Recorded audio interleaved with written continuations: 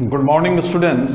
मैं Mukesh Saini, PGT mathematics, government senior secondary school Khori, district Rewari, आपका इस प्रसारण में स्वागत करता हूं। प्यारे बच्चों, आज से हम एक नया टॉपिक शुरू करने जा रहे हैं। यूनिट हमारी वही है, तो यूनिट का नाम हमने पढ़ा था रिलेशंस एंड फंक्शंस है।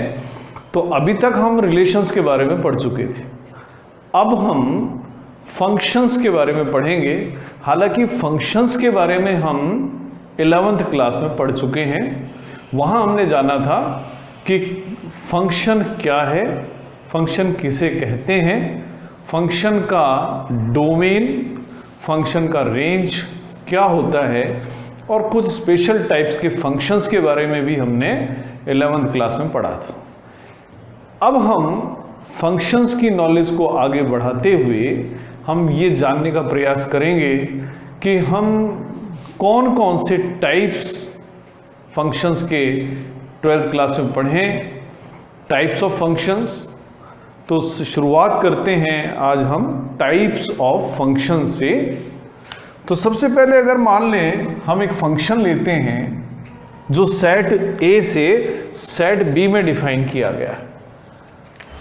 हमने सेट ए से और सेट बी के बीच में एक फंक्शन लिया, और वो फंक्शन इस तरीके से लिया कि सेट ए में कुछ एलिमेंट्स हैं। मान लीजिए सेट ए में A1, A2, A3, और सेट बी में B1, B2, B3 और B4 ये एलिमेंट्स। अगर ये फंक्शन इस तरीके से डिफाइन किया जाता है कि A1 का जो रिलेशन है वो B1 के साथ हो, A2 का B3 के साथ हो, A3 का B4 के साथ हो, तो ये जो रिलेशन हमने यहाँ डिफाइन किया है फंक्शन तो है, क्योंकि फंक्शन की कंडीशन को पूरा करता है। एक बार फिर आपको मैं याद दिला दूँ कि किसी रिलेशन को हम फंक्शन कब कहते हैं, अगर सेट ए से सेट बी के बीच में एक रिलेशन डिफाइन है और वो इस तरीके से डिफाइन है कि सेट ए का हर एलिमेंट सेट बी के किसी न किसी एलिमेंट के साथ लिंक होना चाहिए, और सेट ए का कोई भी एलिमेंट सेट बी के दो एलिमेंट के साथ लिंक नहीं होना चाहिए। तो ये कंडीशन तो पूरी है। अब हर एलिमेंट सेट ए का एक अलग एलिमेंट के साथ लिंक्ड है। आप ये भी कह सकते हैं कि every element of set A has a different image. Her element की इमेज अलग अलग है। तो अगर कभी ऐसा होता है तो इस तरीके के फंक्शन को हम कहते हैं 1-1 फंक्शन। तो ये है 1-1 फंक्शन। इसको 1-to-1 फंक्शन भी कहते हैं। एक एलिमेंट का रिलेशन एक फंक्शन के साथ है। जो 1-1 फंक्शन है इसे हम इंजेक्टिव फंक्शन भी कहते हैं।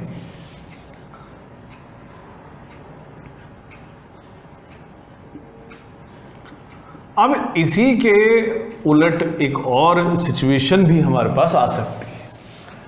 मान लीजिए हमने एक और फंक्शन लिया, सेट ए से सेट बी में ही लिया। यहां पर भी element A1, A2, A3, B1, B2, B3। A1 का रिलेशन B1 के साथ है, A2 का रिलेशन भी B1 के साथ है, A3 का रिलेशन B2 के साथ। तो सेट ए के दो एलिमेंट कम से कम हमें यहां ऐसे मिल रहे हैं जिनकी इमेज सेम है। तो कभी अगर ऐसा फंक्शन हमें मिले जहां पर डोमेन में से कम दो एलिमेंट ऐसे हों जिनकी इमेज सेम हो, तो इस तरीके के फंक्शंस को हम कहते हैं मैनी वन फंक्शन। तो ये है मैनी वन फंक्शन। तो एक कैटेगराइजेशन तो हमारा फंक्शंस का इस बेसिस पर हो सकता है। अब दो टाइप हम और पढ़ते हैं। अगर हमने कोई फंक्शन डिफाइन करा और इस तरीके से वो डिफाइन करा, अब आप यहां देख रहे हैं कि जो फंक्शन को हम जब डिफाइन करते हैं तो सेट ए में एक भी एलिमेंट ऐसा नहीं बचेगा जिसका लिंक सेट बी के किसी एलिमेंट के साथ ना हो। लेकिन सेट बी में हो सकता है कि सभी एलिमेंट की प्री इमेजेस मौजूद हों, और ऐसी भी संभावना रहती है कि सेट बी के कुछ एलिमेंट ऐसे भी हमें मिल जाएं जिसकी प्री इमेज मौजूद नहीं हो। मान लीजिए हमने इसी फंक्शन को देखा, यहाँ पर हमने एक एलिमेंट देखा B2, कोडोमेन में एक एलिमेंट है B2, तो यहाँ पर जो B2 एलिमेंट है उसकी कोई प्री इमेज नहीं है। तो अगर हमें कोई फंक्शन ऐसा मिलता है जिसके कोडोमेन में एक भी एलिमेंट ऐसा मिल गया जिसकी प्री इमेज नहीं है, तो इस तरीके के फंक्शन को हम इनटू फंक्शन कहते हैं। तो ये जो फंक्शन है वो एक इनटू फंक्शन भी है।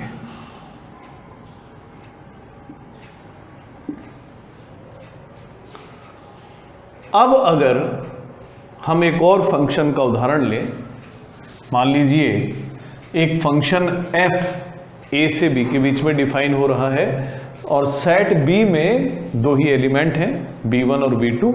तो सेट b में कोई भी एलिमेंट ऐसा नहीं है जिसकी प्री इमेज मौजूद ना हो। तो अगर कोई फंक्शन इस तरीके से डिफाइन किया जाता है तो इसे हम कहते हैं ये ऑन टू फंक्शन है।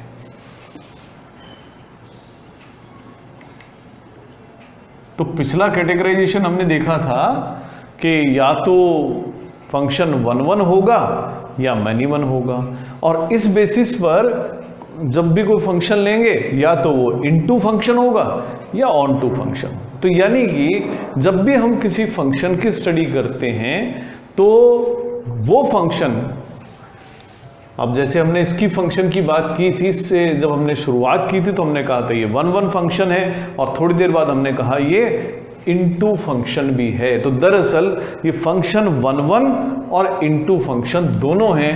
तो इसलिए हम कहते हैं कि ये जो फंक्शन है 1 1 इनटू फंक्शन।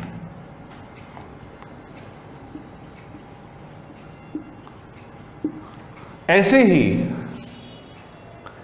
ये जो फंक्शन है मैनी 1 है और साथ में ऑन टू भी है, इसलिए हम इसे कहते हैं कि ये मैनी 1 और ऑन टू दोनों टाइप का फंक्शन है। इसे कहेंगे मैनी 1 ऑन टू फंक्शन।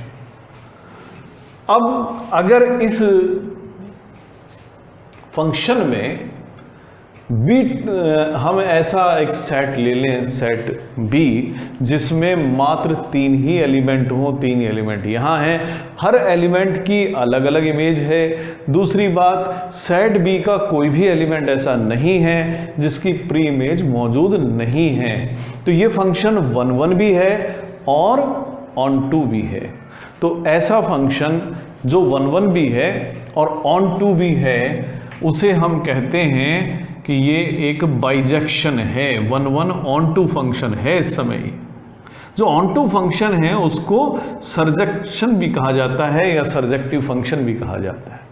इसी तरह से अगर इसी फंक्शन को डिफाइन करते समय अगर हम एक और एलिमेंट यहाँ बढ़ा दें तो अब ये ऑन टू फंक्शन नहीं है, अब ये बन जाएगा इनटू फंक्शन। और जब इनटू फंक्शन बन जाएगा तो एक और हमारे पास फंक्शन सामने आता है कि ये अब बन गया है मैनी 1 और साथ में इनटू फंक्शन। तो हम 4 प्रकार के फंक्शंस के बारे में पढ़ सकते हैं। या तो फंक्शन 1 1 इनटू फंक्शन होगा या 1 1 ऑन टू फंक्शन होगा। अगर ऐसा नहीं है तो फंक्शन या तो मैनी 1 ऑन टू फंक्शन होगा या मैनी 1 इनटू फंक्शन होगा। तो हमारे लिए जो सबसे इंटरेस्टिंग फंक्शन है वो है 1 1 और ऑन टू फंक्शन, क्योंकि केवल एक यही फंक्शन ऐसा है जो सेट A से B के बीच में भी डिफाइन किया जा सकता है और सेट B से ए पर भी डिफाइन किया जा सकता है, क्योंकि इस फंक्शन को अगर मैं सेट बी से सेट ए पर डिफाइन करूंगा तो सेट बी क्यों में हर एलिमेंट की प्री इमेज है। इसका मीनिंग हुआ कि जब मैं फंक्शन को बी से ए पर डिफाइन करूंगा तो उस समय बी डोमेन बन जाएगा और डोमेन के हर एलिमेंट की हमें इमेज मिल जाएगी। और क्योंकि ये फंक्शन 1 1 था इसलिए इमेज भी यूनिक बनेगी। तो जो भी फंक्शन 1 1 और ऑन टू फंक्शन होता है केवल और केवल उसी फंक्शन के इनवर्स एग्जिस्ट भी करते हैं, और जो 1 1 ऑन टू फंक्शन होता है उसे बाइजेक्टिव फंक्शन या बाइजेक्शन भी कहा जाता है। तो कैसे हम किसी फंक्शन का इनवर्स फाइंड करते हैं वो भी हम सीखेंगे। अब हम कुछ एग्जाम्पल्स लेंगे। ये एग्जाम्पल्स, ये क्वेश्चंस हम एक्सरसाइज 1.2 से ले रहे हैं। तो आइए शुरू करते हैं, इन्हीं को अब हम समझेंगे।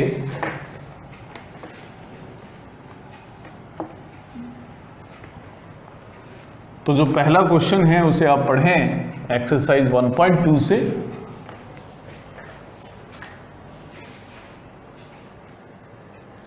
क्वेश्चन जो पहला है उसमें हमें बताया गया है कि एक function f set of real numbers to set of real numbers define किया गया है। क्या इसका रूल है? रूल है fx is equal to 1/x, कि fx 1/x के बराबर है। तो अब हमें ये शो करना है कि ये जो फंक्शन है 1 1 और ऑन टू दोनों है। फिर उसके बाद में ये असल में आप अगर इसको ध्यान से पढ़ें तो ये रियल नंबर्स ना होकर आर स्टार यहां पर हमें शो किया गया है, R star to R star. अब आर स्टार का मीनिंग क्या है? It is set, R star means is set of all non zero real numbers, यानी जीरो को छोड़कर जितने भी रियल नंबर्स हैं वो सब इस सेट में हैं। तो यानी सिर्फ जीरो यहां पर नहीं है। हमें शो करना है ये फंक्शन 1 1 भी है और ऑन टू भी है। तो 1 1 फंक्शन कब होता है? 1 1 फंक्शन तब होता है जब कोडोमेन में जितने भी एलिमेंट हैं उन सभी की जो इमेज है वो अलग अलग हो। तो शुरुआत करते हैं कि 1 1 फंक्शन को आखिर प्रूव कैसे करें।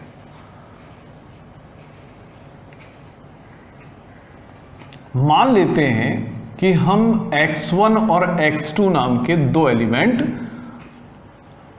को ये डोमेन जो है उसमें से लेते हैं, आर स्टार से। आर स्टार असल में है डोमेन से, क्योंकि दोनों ही यहां पर सेम है, डोमेन और कोडोमेन। तो आप अच्छी तरह समझ लें कि ये जो एलिमेंट्स हमने लिए हैं वो डोमेन में से लिए, और इस प्रकार से लिए हैं कि ये दोनों ही डिफरेंट हैं, अलग अलग हैं।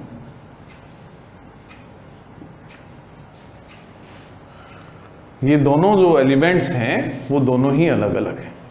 अब हम ये शो करना चाहेंगे कि इनकी जो इमेजेस हैं वो भी अलग अलग हैं। तो अगर x1 और x2 डिफरेंट हैं तो नेचुरली 1/x1 की जो वैल्यू होगी वो 1/x2 की वैल्यू से डिफरेंट होगी। और 1/x1 का मतलब है ये फंक्शन की x1 पर वैल्यू, और 1/x2 फंक्शन की x2 पर वैल्यू। यानी अगर x1 और x2 दो अलग अलग नंबर्स हैं तो उनकी इमेज भी अलग अलग ही होगी। इसका मतलब हुआ कि हर एलिमेंट अपनी एक अलग इमेज रखता है, इसलिए ये फंक्शन 1 1। अब हम देखें कि क्या ये फंक्शन ऑन टू भी है। ऑन टू के लिए आप देखिएगा कि यहां डोमेन में आर स्टार है, कोडोमेन भी आर स्टार है, यानी जीरो को छोड़कर सारे रियल नंबर्स हैं। मान लेते हैं कोई एलिमेंट यहां पर लिया गया x, तो x का रिलेशन से होना है 1/x से होगा। अब हम ये देखना चाहते हैं कि यहां पर जितने भी एलिमेंट हैं क्या सबकी प्री इमेज मौजूद है इस डोमेन में। तो इसको प्रूव करने के लिए मैं एक एलिमेंट ले लेता हूं y नाम का, और ये y आप कहां से लेंगे, R स्टार से लेंगे, यानी कोडोमेन में से लेंगे।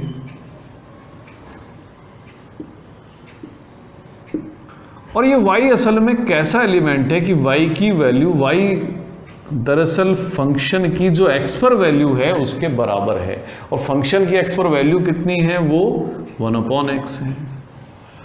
ये y की value in form of x लिखी हुई है। आप x की value in form of y इसी रिलेशन से फाइंड कर लें। जब y की वैल्यू 1/x है तो x की वैल्यू होगी 1/y।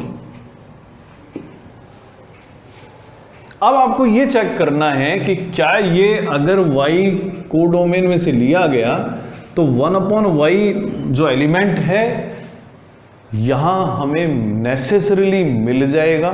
यानी यहां पर मैं कोई भी एलिमेंट लेता हूं तो आप जो भी एलिमेंट लेंगे वो एक रियल नंबर होगा, और उस हर रियल नंबर का जो रेसिप्रोकल है वो भी एक रियल नंबर ही होता है। यहां पर केवल एक ही प्रॉब्लम आ सकती थी।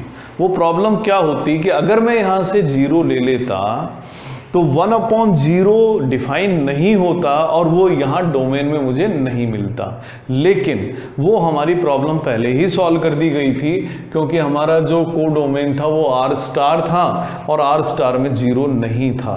तो यानी आप जो भी एलिमेंट लेंगे उसका कॉरस्पॉन्डिंग एलिमेंट हमें डोमेन में मिलेगा। यानी जितने भी एलिमेंट कोडोमेन में हैं वो सभी अपनी प्री इमेज डोमेन में रखते हैं।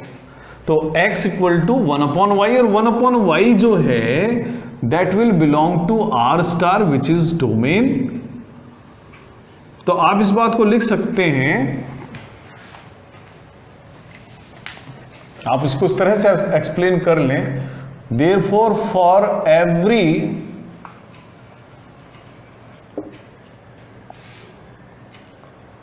y in codomain there exists an element 1/y in domain।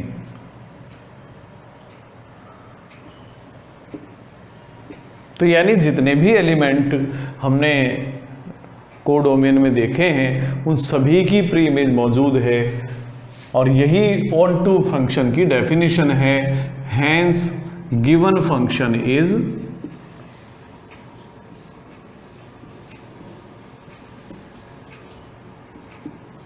On to.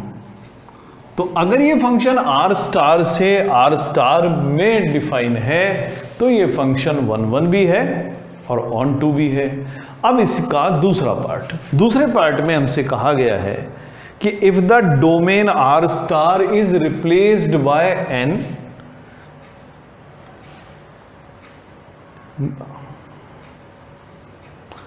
तो R स्टार जो था डोमेन उसको तो हमने बना दिया है n, और कोडोमेन वही रखते हैं R स्टार। तो क्या अब ये फंक्शन 1/1 और ऑन टू दोनों रहेगा, क्या चेंजेस होंगे, ये अब हमें देखना है। तो पहली बात अब हम चेक करें कि क्या ये फंक्शन 1/1 होगा इस स्थिति में। अब मैं x1 और x2 दो नेचुरल नंबर लेता हूं, यानी दो नेचुरल नंबर लिए हैं और ऐसे लिए हैं दोनों नेचुरल नंबर अलग अलग हैं।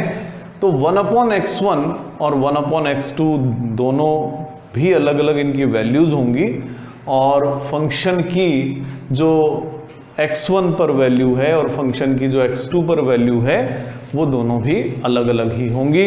यानी फंक्शन अभी भी 1/1 ही होगा। यानी आप अलग अलग नेचुरल नंबर लेंगे तो उनकी जो इमेजेस हैं वो भी अलग अलग ही होंगी, और वो भी देख लें कि क्या वो इमेजेस इस सेट में होंगी। बिल्कुल होंगी, क्योंकि आप कोई भी नेचुरल नंबर लें तो उसका जब रेसिप्रोकल लेंगे तो वो एक रियल नंबर होगा।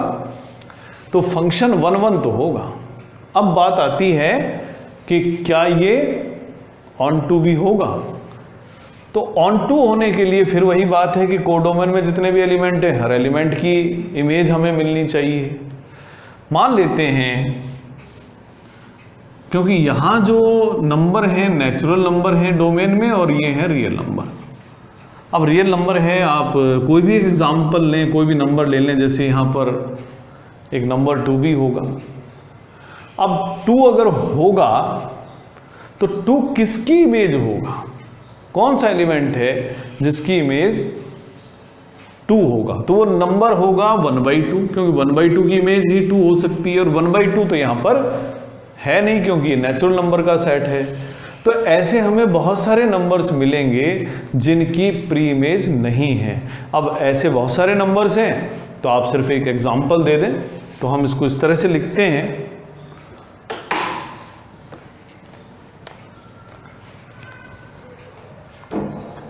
As 2 belongs to R star, यानी कोडोमेन में एक नंबर है, but it has no preimage in domain. Domain में इसकी कोई प्रीइमेज है ही नहीं, क्योंकि ऐसी कोई भी वैल्यू नहीं है जो हम इस फंक्शन में x के स्थान पर पुट करें और वो रिजल्ट के तौर पर हमें वैल्यू 2 दे दे। तो इस कारण से जैसे ही हमने हमारे डोमेन को चेंज किया, रिजल्ट चेंज हो गया। तो इस बात को आप ध्यान रखें कि अगर क्वेश्चन सेम है और हमने डोमेन या कोडोमेन को भी चेंज कर दिया है, तो हमारा रिजल्ट जो है टाइप्स ऑफ फंक्शन में कि वो किस टाइप का है वो चेंज हो सकता है। तो आप जब भी क्वेश्चंस करें, इन सेट्स को पूरा ध्यान से पढ़ें और उसी के बाद इन क्वेश्चंस को करें। अब दूसरे क्वेश्चन में भी हमें कुछ फंक्शंस दिए गए हैं और इन फंक्शंस के बारे में हमें चेक करना है कि ये फंक्शन किस प्रकार के फंक्शन है।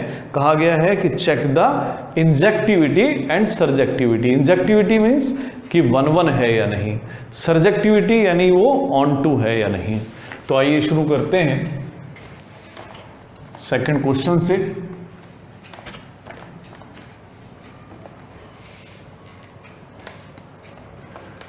इसका पहला पार्ट है कि एक फंक्शन डिफाइन किया गया जो नेचुरल नंबर के सेट से नेचुरल नंबर के सेट पर ही डिफाइन किया गया। फंक्शन का रूल था f(x) = x²। हमें चेक करना है कि क्या ये फंक्शन 1-1 और ऑन टू है या नहीं है। तो पहले हम चेक करेंगे कि क्या ये फंक्शन 1-1 है। 1-1 चेक करने के लिए मैं डोमेन में से 2 एलिमेंट्स लेता हूं। लेट x1 और x2 हमने 2 नेचुरल नंबर लिए डोमेन में से, और ऐसे नंबर्स हमने लिए हैं कि x1 और x2 दोनों अलग अलग हैं। अब x1 और x2 डिफरेंट हैं और जब मैं इनके स्क्वायर्स करूंगा तो x1 स्क्वायर और x2 स्क्वायर भी अलग अलग ही होंगे, क्योंकि दोनों नेचुरल नंबर हैं और 2 नेचुरल नंबर कोई से भी ले लें उनके स्क्वायर्स अलग अलग ही होते हैं। ये वैल्यू फंक्शन की x1 पर वैल्यू है, ये वैल्यू फंक्शन की x2 पर वैल्यू।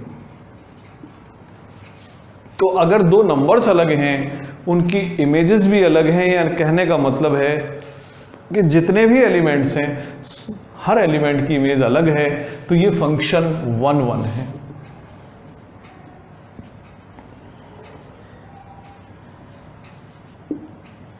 अब ऑन टू भी है या नहीं है। ऑन टू फंक्शन तभी होगा कि जब कोडोमेन में जितने भी एलिमेंट हैं वो सभी अपनी प्री इमेज रखते हों। तो आप देखें यहां पर सारे नेचुरल नंबर्स हैं, यहाँ 1 2 3 4 5 6 इस तरह से इधर भी हैं। डोमेन में भी हम कुछ एग्जाम्पल्स लिख रहे हैं, ऐसे और भी एलिमेंट होंगे। तो अब आपको ये देखना है कि यहाँ पर कोई एलिमेंट है, मान लीजिए 3 है, तो ये 3 किसका स्क्वायर करने पर हमें मिलेगा। कौन सा नेचुरल नंबर है जिसका स्क्वायर करने पर 3 मिलेगा, क्योंकि हमारा रूल है कि फंक्शन की एक्स पर वैल्यू उसके स्क्वायर के इक्वल होनी चाहिए। तो ऐसा कौन सा नेचुरल नंबर है जो अपने स्क्वायर के बराबर हो, या ऐसा कोई भी नंबर यहाँ पर नहीं है जो इस रूल को फॉलो करता हो जिसका स्क्वायर 3 आता हो। तो ऐसे और भी हमारे पास बहुत सारे एग्जाम्पल हैं। तो जब हमें एक भी एलिमेंट ऐसा मिल गया जिसकी प्रीइमेज नहीं है तो हम कहेंगे ये फंक्शन ऑन टू नहीं है। तो हम इसको ऐसे एक्सप्लेन करेंगे कि सिंस हमने एक एलिमेंट लिया 3 बिलोंग्स टू n जो कि कोडोमेन में है,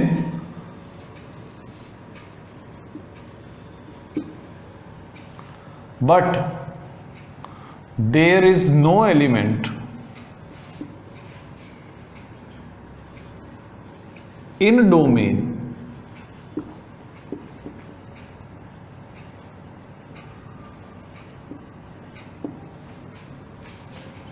whose square is 3, जिसका square 3। So 3 has no pre-image। ये एक एग्जाम्पल है, इसकी कोई प्री इमेज नहीं है, इसलिए f is not onto. तो ये फंक्शन ऑन टू तो नहीं है। अब ये फंक्शन ऑन टू नहीं है तो किस प्रकार का फंक्शन है? ये फंक्शन 1 1 है, ऑन टू नहीं है, यानी ये फंक्शन 1 1 है और इनटू फंक्शन है। तो ये फंक्शन 1 1 इनटू फंक्शन है। तो इस f इज 1 1 इनटू फंक्शन।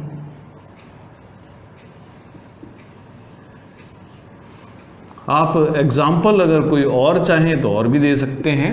तो जब कोई फंक्शन ऑन टू नहीं होता है या 1 1 नहीं होता है तो आपको केवल एक एग्जाम्पल देना ही पर्याप्त है।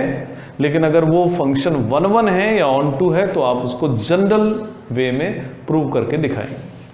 आइए एक और क्वेश्चन हम लेते हैं, और ये क्वेश्चन भी यही क्वेश्चन है कि f(x) equal to x square, लेकिन सिर्फ बदलाव हुआ यहाँ पर हुआ है कि जो फंक्शन है वो सेट ऑफ इंटीजर्स से सेट ऑफ इंटीजर्स पर डिफाइन किया गया। रूल है f(x) equal to x square.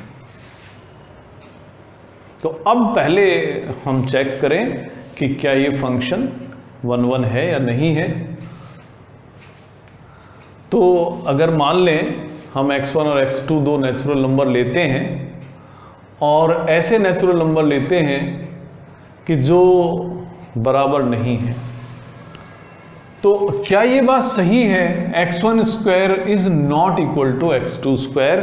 इस कंडीशन को देखते हुए क्या ये इंप्लाइज करता है then x1 square is not equal to x2 square is not always true। ये हमेशा ट्रू नहीं होगा। क्यों नहीं होगा? आप देख सकते हैं as -1 and 1 are not equal, but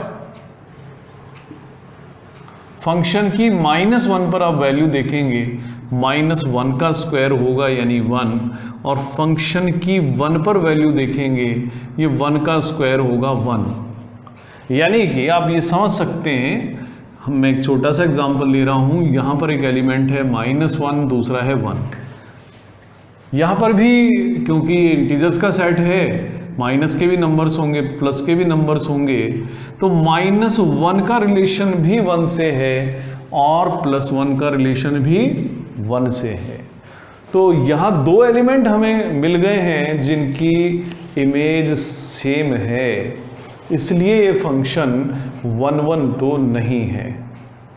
आप सीधा एग्जाम्पल भी दे सकते हैं, आप सीधा यहाँ से भी शुरू कर सकते हैं कि फंक्शन की -1 पर वैल्यू देखते हैं 1 मिलती है, फंक्शन की 1 पर वैल्यू देखते हैं ये भी 1 आती है। तो दो एलिमेंट ऐसे हमें मिल गए हैं जिनकी इमेज सेम है, इसलिए फंक्शन 1 1 नहीं है। f is not 1 1।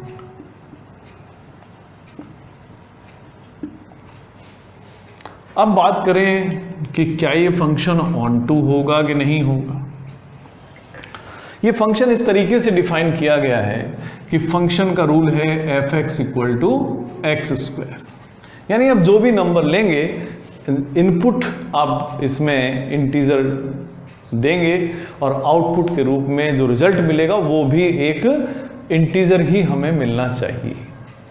जैसे आप -1 इसमें पुट करेंगे आपका आंसर होगा 1, +1 रखेंगे तो आंसर होगा 1, -2 रखेंगे आंसर होगा 4, +2 रखेंगे तो होगा 4।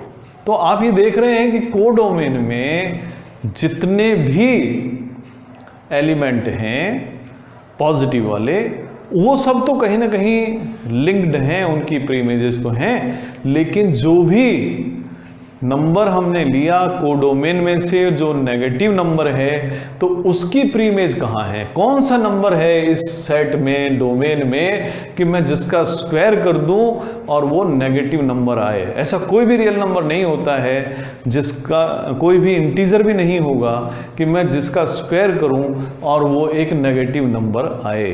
तो इसका मतलब जितने भी नेगेटिव नंबर हैं उसमें किसी की भी प्रीइमेज मौजूद नहीं होगी। तो आप इसको जनरल वे में इस तरह से भी लिख सकते हैं कि मान लें मैंने एक एलिमेंट लिया, let y belongs to codomain लिख दें z, यहां आप समझने के लिए आप लिख भी दें कि मैंने कोडोमेन में से लिया है y such that y equal to f(x), कि y इस प्रकार से है कि y की वैल्यू फंक्शन की x पर वैल्यू के बराबर है, यानी y x स्क्वायर के बराबर। जब y की वैल्यू x स्क्वायर के बराबर है तो x की वैल्यू ±√y के बराबर होनी चाहिए। अब हमें ये देखना है कि क्या जो y की वैल्यू मैं लूंगा वो यहां पर डोमेन में मिलेगी, but ±√y not always lies in domain में हमेशा नहीं होगा। कैसे नहीं होगा, हम एक उदाहरण देते हैं। For example